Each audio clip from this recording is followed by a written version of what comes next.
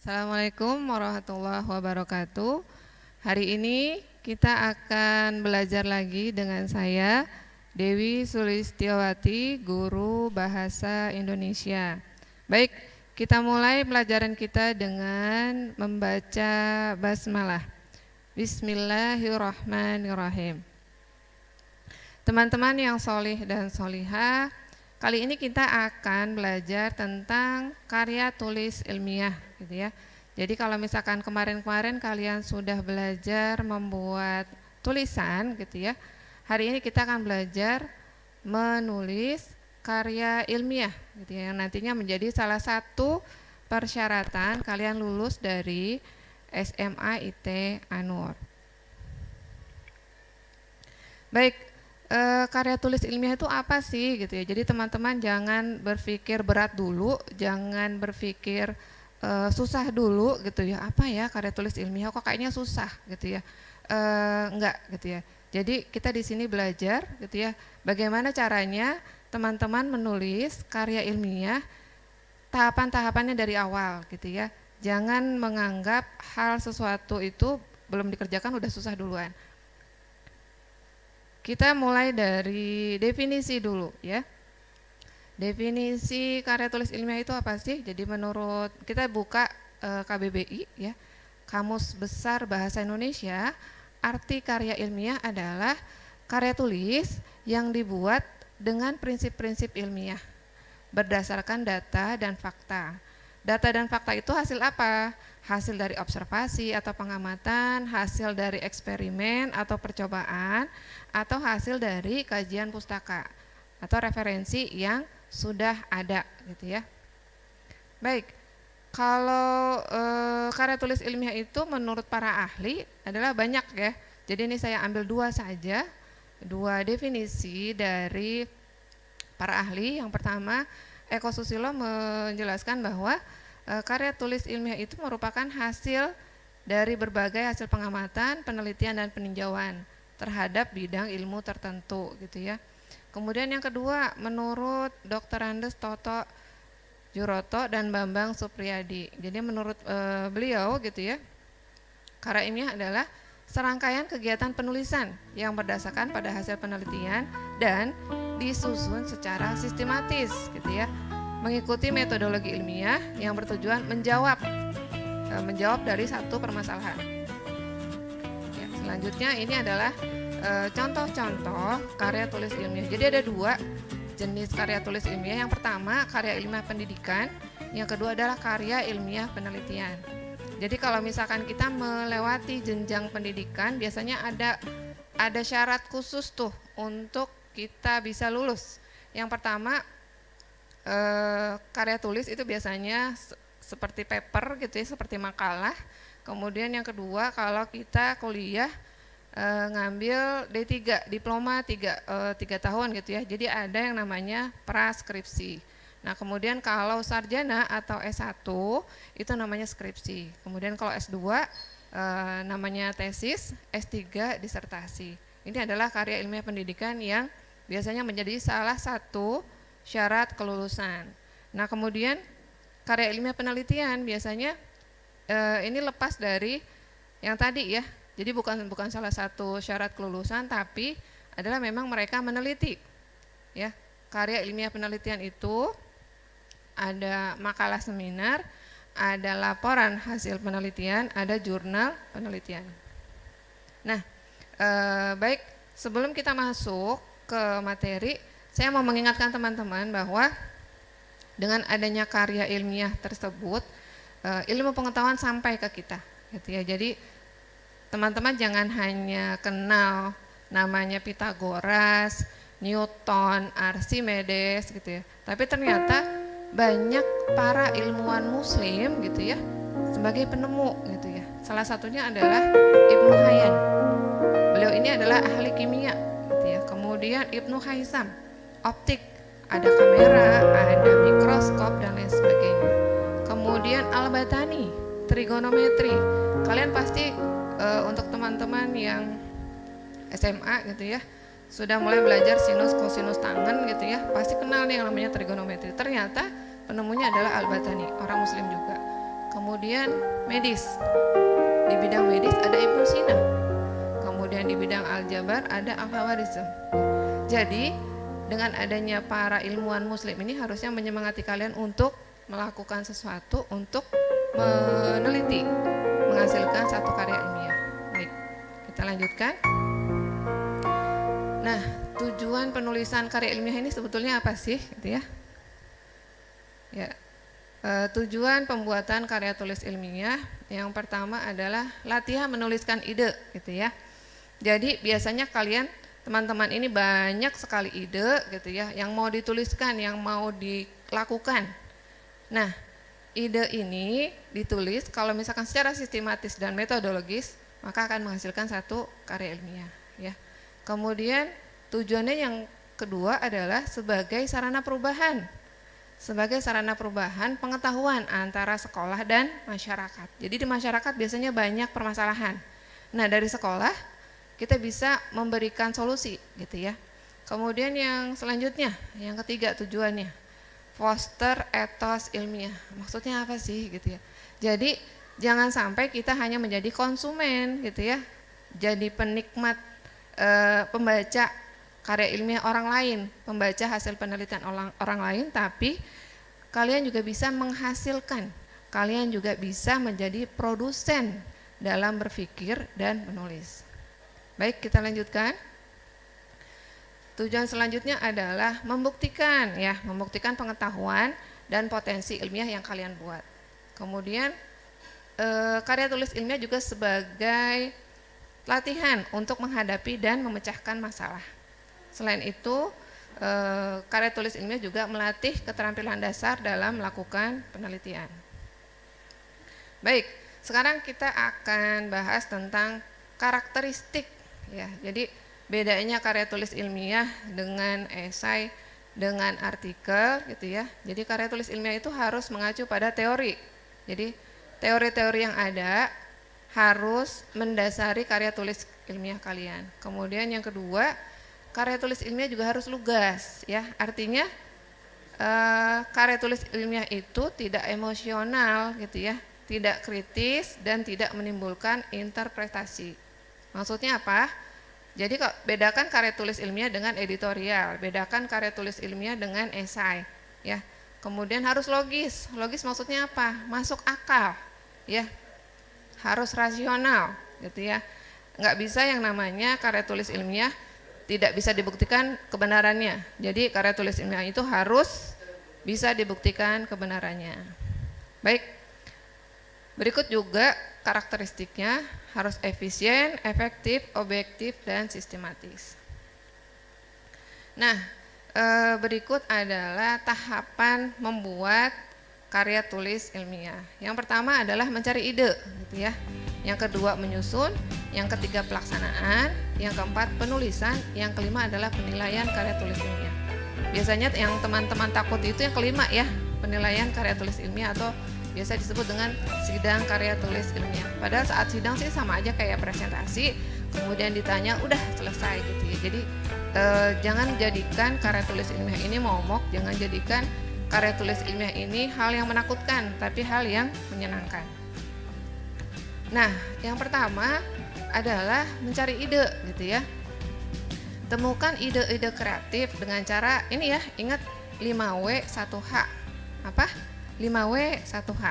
5W itu apa aja sih? Yang pertama what, gitu ya, tentang apa. Kemudian when, kapan mau dibuat, gitu ya. Beritanya tentang apa, kapan, kemudian where, di mana.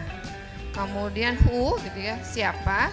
Kemudian why, kenapa ide ini kamu ambil, ya. Kemudian yang satu how, bagaimana cara memberikan solusi terhadap ide-ide tersebut. Nah, caranya adalah buka mata kalian, buka telinga. Jadi tangkap semua ide yang terekam oleh indera, ya. Biasanya teman-teman banyak banget nih yang punya ide, tapi seringnya adalah lupa menuliskan ide tersebut. Kemudian yang kedua, biasakan mengamati sekitar, gitu ya, karena sumber ide itu ada di mana aja. Kemudian yang ketiga, cari tahu kondisi dan situasi yang bisa memicu munculnya ide kreatif. Nah, maksudnya apa yang ketiga ini? Biasanya teman-teman akan fresh Kalau misalkan kondisi misalkan bangun tidur pagi habis subuh gitu ya, habis tilawah, coba kumpulkan ide-ide, atau saat malam gitu ya, habis qiyamul lail, habis tahajud gitu, sempatkan mencari ide. Itu biasanya saat pikiran kita fresh, jernih, itu banyak ide-ide datang gitu ya. Nah ini ya, sumber ide itu dari mana saja. Yang pertama bisa dengan membaca laporan hasil penelitian. Jadi kalian browsing di internet, cari jurnal, gitu ya, jurnal hasil penelitian, kalian baca banyak-banyak. Misalkan kalian temanya tentang apa? Tentang konservasi, cari jurnal-jurnal tentang konservasi. Atau kalian tertarik dengan game online gitu ya. Kenapa sih anak-anak suka game online? Kalian cari jurnal-jurnal yang sejenis. Ya, kemudian yang kedua, seminar atau diskusi. Kalian datang di seminar atau diskusi, biasanya banyak ide-ide di situ. Kemudian dengan pengamatan, dengan pengalaman, atau pernyataan pemegang otoritas. Ya, jadi ini salah contoh-contoh ide unik dan kreatif. Ya, ini ada jam waker gitu ya. Jam wakernya tapi nggak hanya bunyi gitu, tapi dia bisa jam wakernya itu bisa melompat-lompat gitu ya. Bentuknya lucu gitu ya, kayak bola gitu ya. Nah, jam waker ini bisa dimatikan kalau misalkan kita bisa tangkap gitu ya, baru bisa dimatikan. Jadi mungkin dulu ini yang membuat jam waker jumping clock ini adalah mungkin orangnya susah bangun pagi gitu ya. Jadi gimana caranya alarmnya itu berfungsi dengan baik. Gimana caranya dia bisa bangun pagi. Akhirnya timbullah ide ini, membuat 1 jam yang bisa melompat-lompat.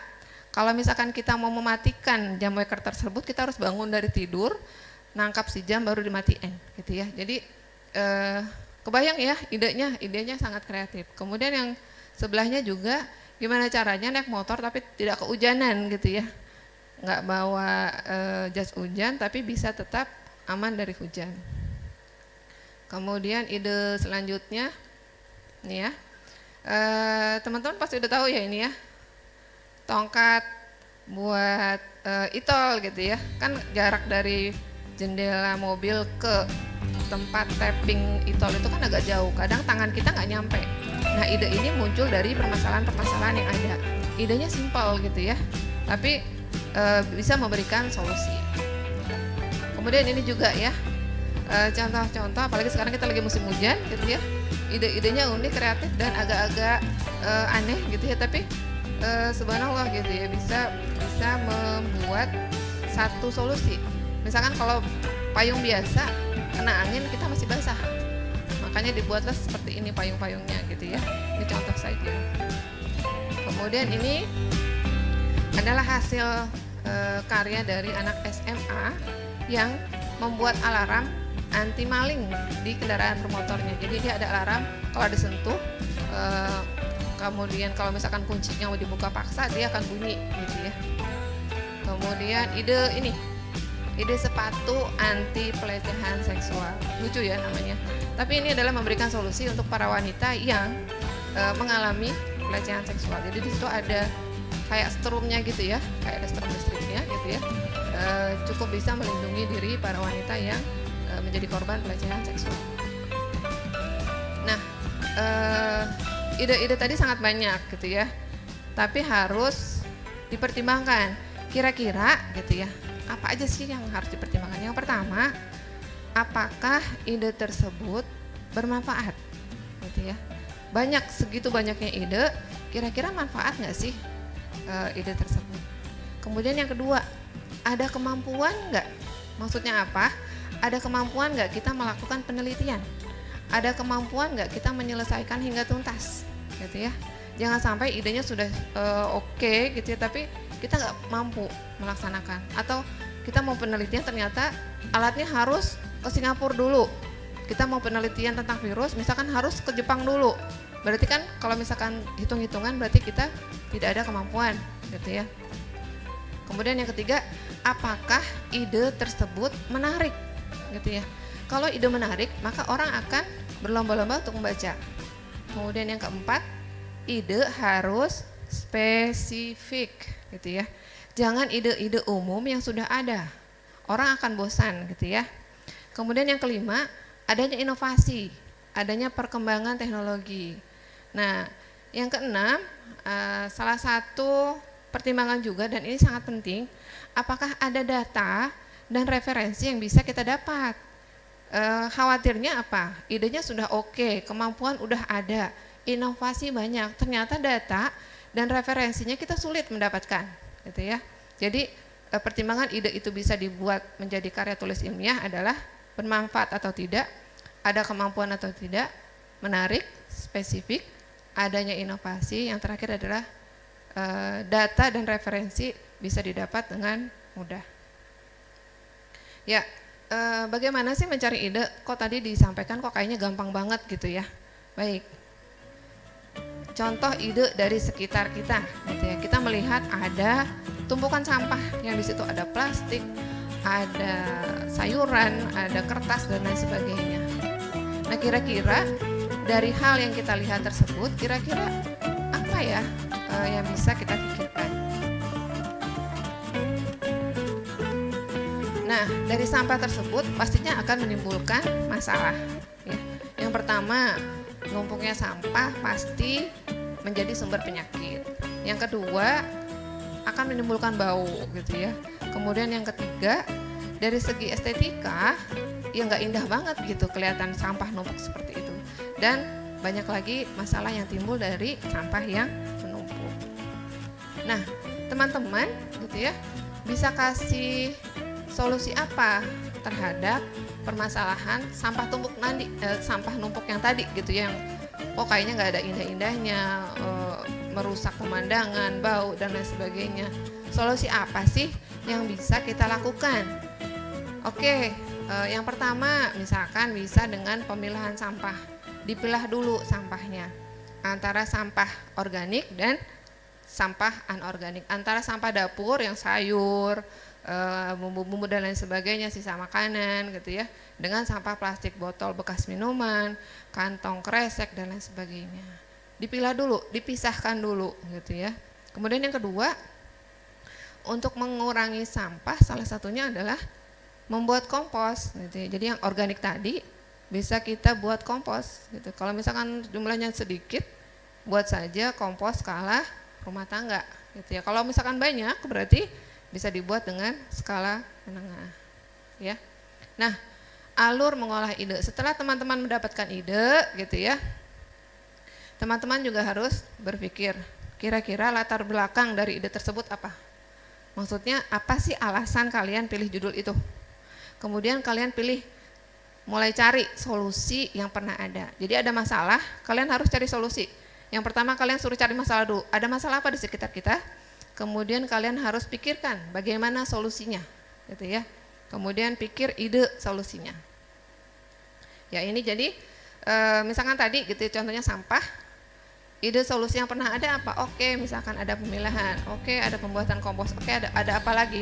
Tulis semua ide-ide yang kalian bisa dapatkan dari referensi, dari browsing di internet, dari ngobrol sama teman, dari ngobrol sama para ahli gitu ya. Nah kemudian yang keenam, yang terakhir, kalian tulis deh ide kalian yang baru itu apa, ditulis di bawahnya gitu ya. Nah gitu ya. Untuk mencari ide tadi seperti itu, ada 5W 1H, buka mata buka telinga dan lain sebagainya gitu ya. Intinya itu untuk mencari ide. Nah kemudian sekarang bagaimana cara menyusun karya ilmiah? Sebetulnya kan susunan karya ilmiah itu standar ya. Bab 1 pendahuluan, bab 2 tinjauan pustaka, bab 3 metode penelitian, bab 4 hasil penelitian, bab 5 kesimpulan dan saran. Rata-rata sama aja untuk D3, S1, intinya sih sama aja isinya seperti ini, susunan karya ilmiah ya. Baik, kita akan bahas bab 1 dulu. Karena biasanya kalau misalkan teman-teman sudah kuat di bab 1-nya, sudah jelas, sudah fix gitu ya, jalan penelitiannya akan mudah, nggak bingung lagi gitu ya. Jadi di bab 1 ini ada 5 hal yang harus kalian tulis. Yang pertama adalah latar belakang. Latar belakang ini apa sih? Jadi menjelaskan apa, mengapa, pentingnya tema, judul ini dipilih? Maksudnya gini, kenapa kalian memilih judul ini? Pasti ada alasannya gitu ya. Oh, karena di daerah saya banyak anak-anak yang main game online dan tidak terpantau orang tuanya. Misal, oh ternyata di rumah saya gitu ya, sampah-sampah organik sangat menumpuk gitu ya. Jadi volumenya cukup besar, apalagi di lingkungan RT saya gitu ya. Apalagi melihat pembuangan sampahnya tidak maksimal dan lain sebagainya. Jadi alasan-alasan inilah yang harus menguatkan kalian dalam memilih judul. Yang kedua, batasan masalah ya. Jadi dari latar belakang tadi tentu banyak sekali masalah yang harus diselesaikan. Nah, di karya ilmiah ini kalian boleh membatasi 1-2 masalah aja yang diambil. Jangan semuanya, karena kalau semuanya pasti bingung bagaimana cara menyelesaikan gitu ya. Kalian boleh pilih 1, 2, atau 3 masalah yang mau diambil, atau fokus 1 masalah aja. Oh, saya mau fokus masalah tentang sampah yang tadi, tapi saya fokusnya ke sampah organik aja. Saya mau bikin kompos, oke, bisa. Atau sebaliknya, oh saya mau fokusnya masalah yang tadi, masalah sampah, saya fokusnya masalah sampah anorganik. Saya mau bikin recycle atau daur ulang dari sampah-sampah anorganik.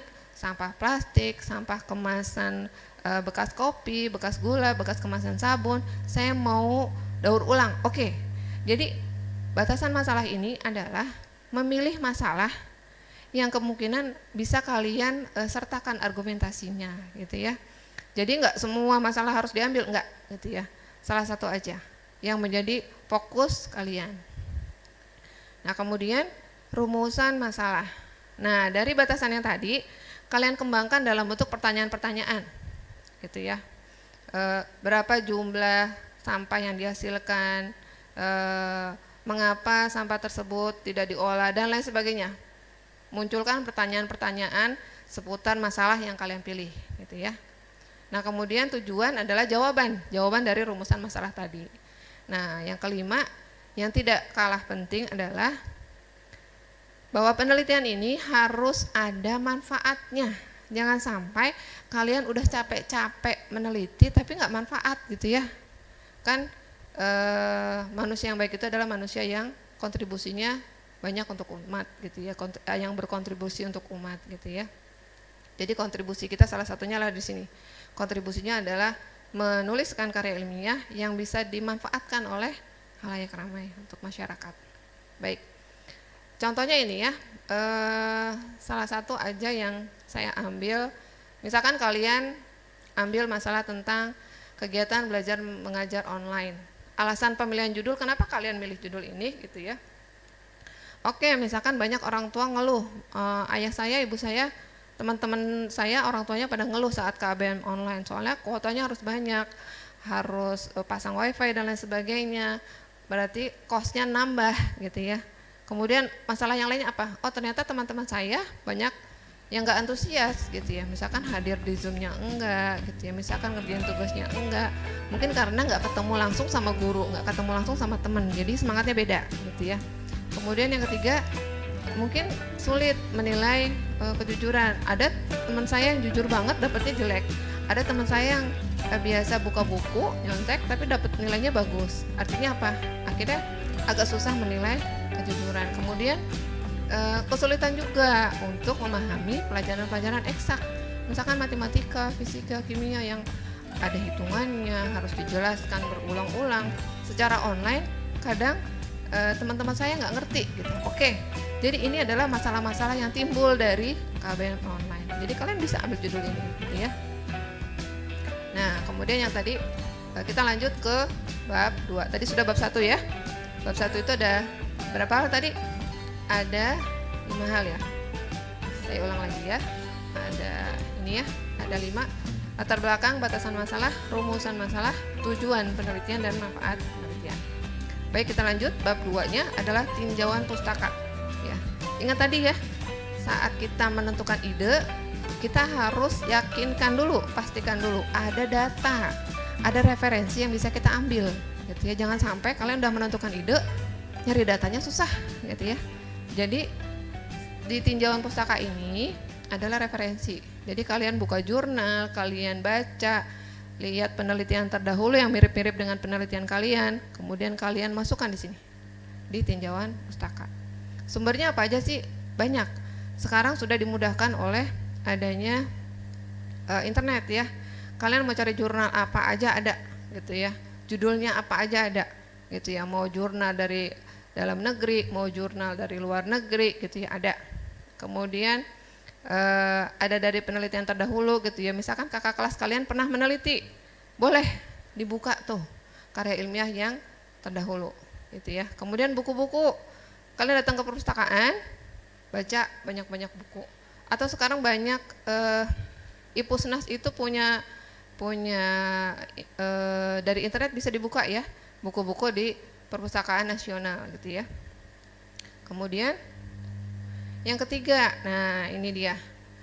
Yang ketiga adalah metode penelitian. Jadi kalau kalian tadi sudah menentukan ide, sudah mencari referensi, yang ketiga adalah kalian menentukan metode penelitian yang akan kalian lakukan ya.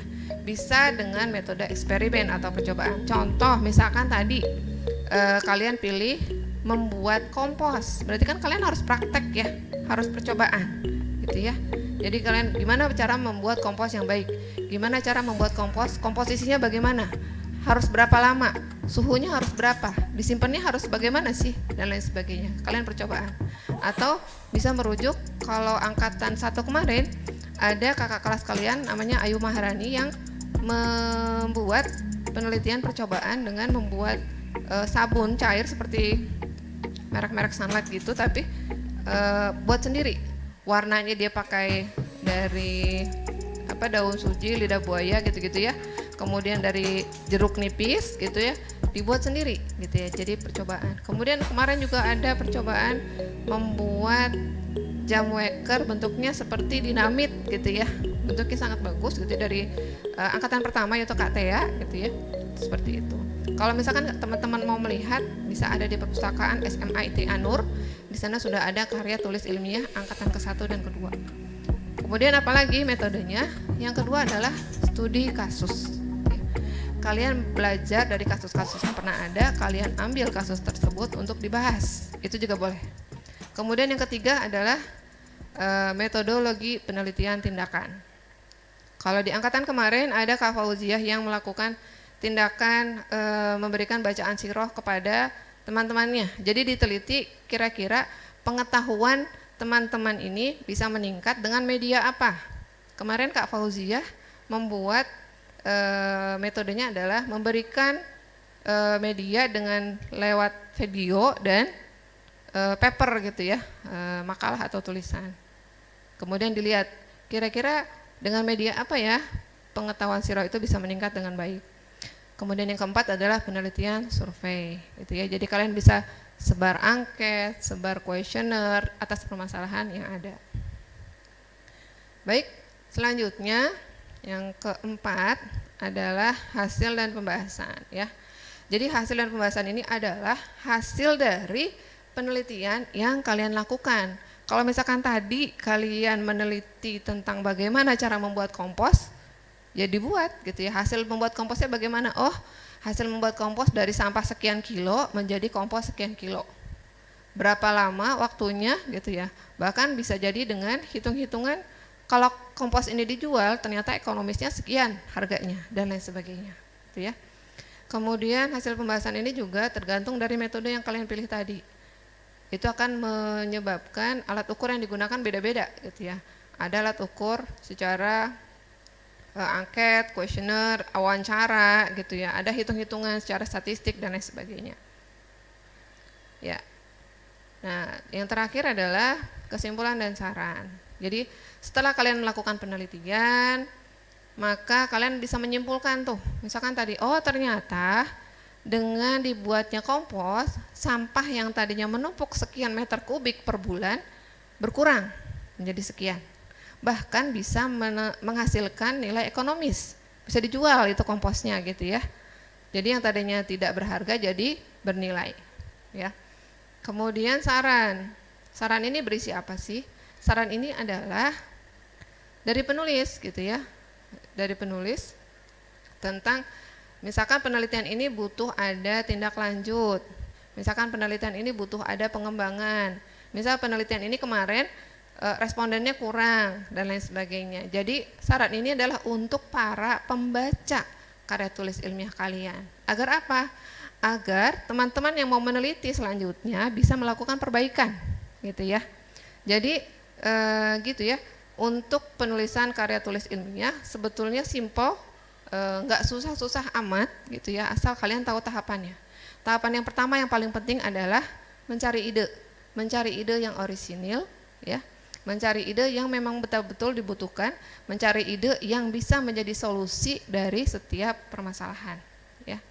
Mungkin itu saja yang saya sampaikan terkait dengan penulisan karya ilmiah. Semoga teman-teman bisa memahami dan bisa menuliskan karya ilmiah dengan baik. Sekian dari saya. Assalamualaikum warahmatullahi wabarakatuh.